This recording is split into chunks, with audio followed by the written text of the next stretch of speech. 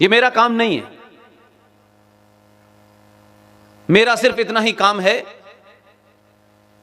कि राष्ट्र के सामने जो चुनौतियां हैं, उन चुनौतियों को पहले ठीक से समझा दें कि यह चुनौती है भी कि नहीं है। यह भी होता है कि जिसको आप चुनौती मानते हैं वो चुनौती नहीं है, और जो असली चुनौती होती है उसको हम चुनौती मानने को तैयार नहीं है। इसलिए पहले डॉक्टर बीमारी पहचानता है, तब इलाज कर पाता है। आप 70 सालों से सरकारें बदलते थे इस उम्मीद में, लेकिन आपने सरकारें बदली, सत्ता पे लोगों को बिठाया, लेकिन उस डॉक्टर को कभी नहीं ढूंढा जो बीमारी का असली इलाज जानता हो। इसलिए 2014 से पहले जैसे आपकी भावना थी, जैसे आप थे, जैसे यह समाज था, वैसे ही सरकारें मिलती थी आपको। आप किसी और को दोष नहीं दे सकते। पिछले 2014 से जितने भी चुनाव हुए, 5 चुनाव तो कम से कम मैंने अपनी आंखों से देखे। हर चुनाव में आप वोट डालने से पहले या तो यादव हैं या ब्राह्मण हैं या ठाकुर हैं या बनिया हैं या ऊपर हैं या नीचे हैं, दुनिया कुछ है लेकिन आप सनातनी हिंदू नहीं थे। सब कुछ थे आप। तो आपने जिन बुनियादों पे सरकारें चुनी, उन्हीं लोगों ने आपके समाज का इस्तेमाल किया। 16 साल 19 साल प्रधानमंत्री रहे, लेकिन राष्ट्र को समाप्त कर गए। 2014 पैदा हो गया लोग कहते हैं, मैं ये नहीं मानता, मैं कतई नहीं मानता इस बात को। 2014 पैदा होने से पहले सनातनी हिंदू समाज बदल गया। पहली बार आपने इस भारत राष्ट्र को बचाने के लिए भारत देश की सरकार को एक सनातनी हिंदू होकर वोट दिया। इसलिए आज जो रिजल्ट आ रहा है उसके कारण के पीछे उसकी ताकत आप हैं। इसलिए जो धारा 370 की डुगडुगी पिछले कई सालों से हम सुन रहे थे, आर्टिकल 35 है जो सबसे बड़ा, सबसे खतरनाक इस्लामिक वेपन था, उसको उस रूप में प्रेजेंट ही नहीं किया गया। इस पे चर्चा नहीं हुई कभी। राजनीतिक लोगों की मजबूरी मैं समझता हूं, पार्टियों की मजबूरियां होती हैं, लेकिन यह पूरा देश, सब लोग तो राजनीतिक नहीं हैं, सब तो किसी पार्टी के, किसी विचारधारा के बंधक नहीं है। अगर इसमें से चंद लोग भी इस राष्ट्र को बचाने की विचारधारा के बंधक होते तो बहुत सारे काम बहुत पहले हो गए होते। इसलिए 370 का हटना, 35A का हटना, यह टेक्निकल मुद्दा हो सकता है। जो लोग कुरान मजीद को जानते हैं, जो उनकी हदीस है बुखारी शरीफ,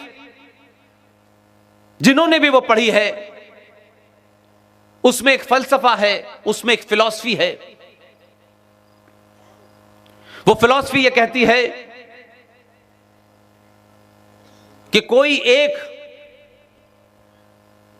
पवित्र पैगंबर आएगा जिसकी देखरेख में गजवाए हिंद की लड़ाई होगी। इस गजवाए हिंद का जिक्र हदीस में मिलता है, और वो हदीस जो मुसलमानों में सर्वमान्य है। इस गजवाए हिंद की फिलॉसफी क्या है? यह 1712 से लगातार चल रही है, आज भी जारी है, अभी तक जारी है। गजवाए हिंद का इतना ही मतलब है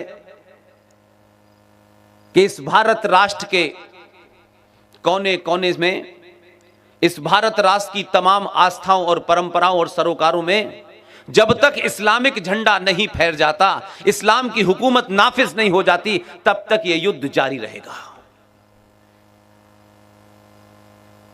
तो यह इस्लाम का जो पूरा आतंकवाद के माध्यम से खेल था, तो आप सुनते थे कोयम्बटूर में बम धमाका हो गया, आप बनारस के हनुमान मंदिर में धमाका हो गया, दिल्ली के हाई कोर्ट में हो गया, दीगर के इस देश के कोई कोना ऐसा नहीं है जहां आतंकवादी हमला ना हुआ हो। तो ये किस लिए हो रहे थे? कौन लोग थे? कहां से आ रहे थे? और कौन इस देश में उनका स्लीपर सेल का काम कर रहा था? मैं इस बात को जब अपने कॉलेज डेज में था तब से जानता हूं। तो 370 का हटना किसी धारा का हटना नहीं है। 370 का हटना भारत में गजवाए हिंद लाने वाले मंसूबों को हमेशा के लिए बंद कर देना है, क्योंकि जितने भी रूट्स आए वो उसी जम्मू के माध्यम से लोग देश भर में फैले। तो धारा 370 हटने के बाद कुछ टेक्निकल चीजें ऊपर नीचे हुई होंगी, मेरा उसमें कोई बहुत इंटरेस्ट नहीं है, लेकिन जिस दिन से धारा 370 हटी है, गजवाए हिंद वाले बड़े मायूस हैं। और अब उन्होंने अपनी रणनीति भारत के हिसाब से बदली है। लिहाजा पूरी दुनिया में भारत की छवि को धूमिल करो और हर मुद्दे पे हुकूमत के खिलाफ ऐसे एजिटेशन करो कि पूरी दुनिया में यह सरकार, यह व्यवस्था, यह देश बदनाम हो। उसी की रणनीति के तहत यह जगह जगह शाहीन बाग बने। लेकिन जब समाज चैतन्य होता है, जागरूक होता है, तो उसको इसका अंदाजा होता है कि इन बीमारियों का इलाज कौन कर सकता है। मैं भी 3 दिन पहले बड़ौदा में था, फिर मुझे भड़ूच भी जाना था। भड़ूच जब गया था तब मुनीम जी जिंदा थे, इस बार गया तो उनका देहांत हो चुका था। एक कांग्रेस के मुनीम थे। मैं तब भी कहता हूं और आज भी कहता हूं, गुजरात के लोगों का पूरे देश को बड़ा धन्यवाद करना चाहिए और दिल खोल के करना चाहिए, इसमें दिल छोटा नहीं करना चाहिए। हमारे घर में कोई छोटी सी ऐसी चीज हो, बहुत काम की हो, बहुत अनोखी हो, हम उसे एक दिन के लिए पड़ोसी को भी नहीं देते, बड़ा संभाल के रखते हैं। गुजरातियों ने 1947 में जो गलती की थी, 2014 में उसका प्रायश्चित कर लिया।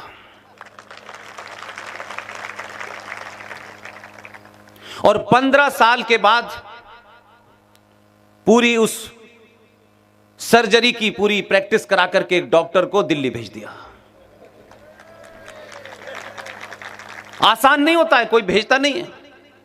आपसे भी कोई शिवराज सिंह को मांगेगा तो आसानी से देंगे नहीं आप।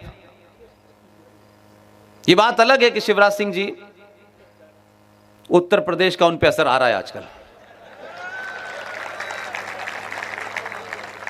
इसलिए समाज जब किसी सही चीज को चुनता है तब रोज रोज आपको उससे कुछ मांग नहीं करनी होती है।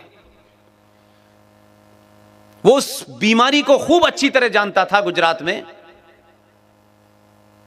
2002 में सफल ऑपरेशन भी किया और उसको इस बात का अंदाजा था